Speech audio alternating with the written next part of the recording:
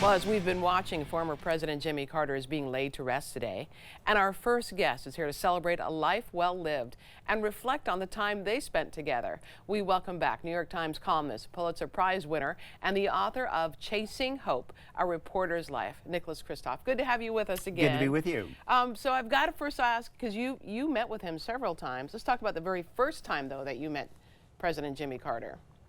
So the first time, at least, that I spent significant time with him was when we traveled together to Ethiopia to cover his work on river blindness, on global disease, on guinea worm. And, you know, there we are in a remote village in southern Ethiopia, and he's wandering around in jeans. Local people don't know who he is, right, but he's transformed their lives. How so? So Carter, in his post-presidency, took on these neglected tropical diseases like river blindness, like guinea worm, and this was a little like his politics. He always took on these impossible causes. Right. Middle East peace. Right. And these were diseases that were a little bit similar when he took on guinea worm disease. Which is unusual, but a lot of people suffered from it. Yeah, there were 3.5 million cases worldwide. Right. And the idea of eradicating it seemed impossible, and yet, you know, and he told me that his ambition was to outlive guinea worm disease, and it was going to be a fight to see which was, which was going to end first. And we still don't know. We'll see whether there are any more. It's down to almost no cases left. There were 14 human cases in 2023, and that's incredible. So I am hoping that it'll turn out that there will be no more cases of guinea worm. Well, I think it's a success. I mean, you've got to say that's a success from when it started. You know, I think, and that's kind of a tribute of, that's sort of the way President Carter worked, that he took on these superhuman causes like Middle East peace, and well, he didn't quite achieve Middle East peace. It's not as if peace is breaking out, but boy, he sure transformed the region with the Egypt-Israel agreement. He transformed international disease, not quite eliminating it perhaps, but just about. Made immense progress. Had you met him before he became president? So I hadn't exactly met him, but I had covered him when I was a high school student in 1976 when he was running for president. And you know, there I am, a high school reporter for my little newspaper, and so covered one of his speeches. That's so great. Talk to me about what you think of him as a person, because when you interview somebody, you get to know them and you get to know a little bit of their personality. Everybody loves the man, and he seems very kind and easygoing, but what is your take? Well, he's certainly a heroic, down to earth.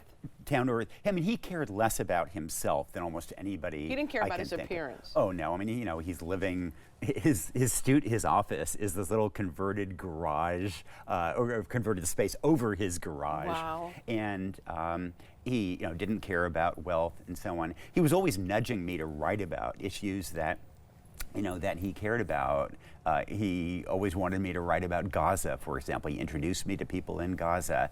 But I should also say that, you know, today is a day when we're hearing about his saintly side, and that's real. But President Carter, I mean, if you asked a question he didn't like, he could turn into this icy. Not Jimmy. Yeah, not Jimmy. Mean, Saint Jimmy could be. So give me an example of how did you get that icy stare? Did you deserve it, Nick? No, reporters deserve it. You know, I remember once asking him a question about Sudan policy, and I thought he was on the wrong side of something. Yeah. And all of a sudden, icy winds blew in, and he looked at me with this stare, and he made it clear he disagreed with me. And you know, I mean, Rosalind, he adored Rosalind. They had an incredible relationship, the two of them. 77 years.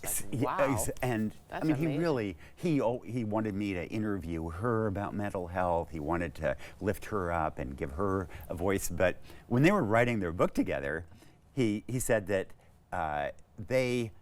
it was so hard for them. They were disagreeing about editorial matters that they couldn't even talk about it. They couldn't even talk it through. They were sending each other messages, like an early version of email. Wow. And he said that, you know, they were never going to write a book together again. And now you would never picture that. I mean, that's a shocker to me, honestly. Yeah, and I mean, that was, you know, he was a saint, but boy, he not 24 hours a day.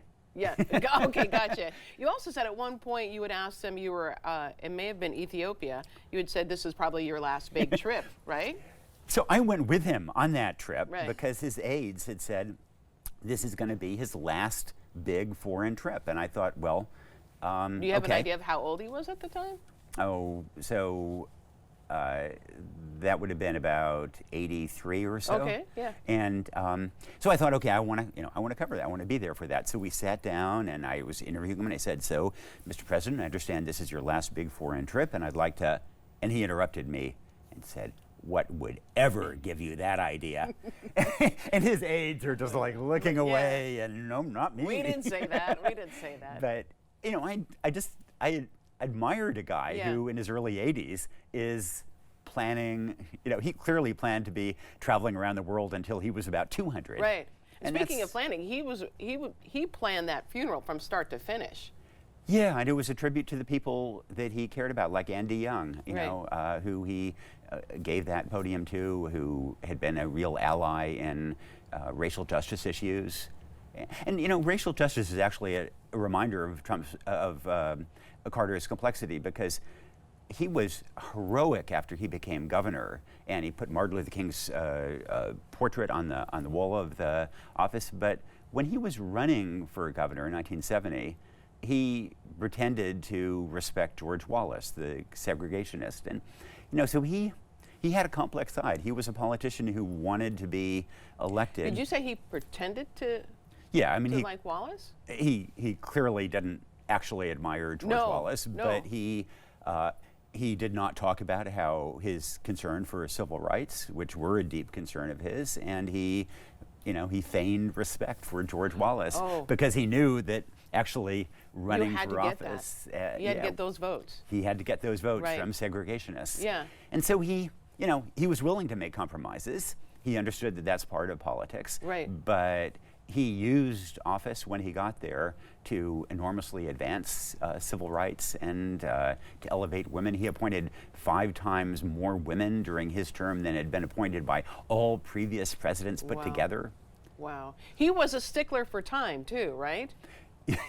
You never wanted to be late for an appointment with him, because if you were late, you would just miss it. I mean, he was so precise on. He was an engineer in many ways, and he ran the White House like that. Some people criticized him for that. They thought he was doing things that a chief of staff should be doing. Right. But I think it was partly that engineering side of it, and partly the humility of not wanting people to wait for him. He really was, for a president, one of the most humble people I've encountered. And it was so sad too, when he left office, he was mocked. I think that, frankly, we in journalism and the chattering class should reflect on that, because I think we were profoundly unfair. We collectively in the media were unfair to him, and we often didn't just criticize him. I think too often there was an element of sneering at him. Here's this Georgian coming into Washington, doesn't know what he's doing. The Reagan interior designer, after Carter lost, talked about how the smell of catfish permeated the White House. I mean, it was really kind of nasty comments, and I think that was profoundly unfair to a man who was not only great in his post-presidency, but also, frankly, had a pretty great presidency itself. I mean, peace in the Middle East, Panama Canal Treaty, major deregulation, and I think we owe it to reflect a little bit on some of the mistakes we in journalism made in that period. Absolutely. He made a great positive impact on our nation. Absolutely. And inspiration. Yes, inspiring. We want to tell everyone your book again is Chasing Hope, A Reporter's Life. Nicholas Kristof, thank you so much for coming in today. Good to be with you. Good to be with you too. We'll be right back with more AM Northwest. Don't go away.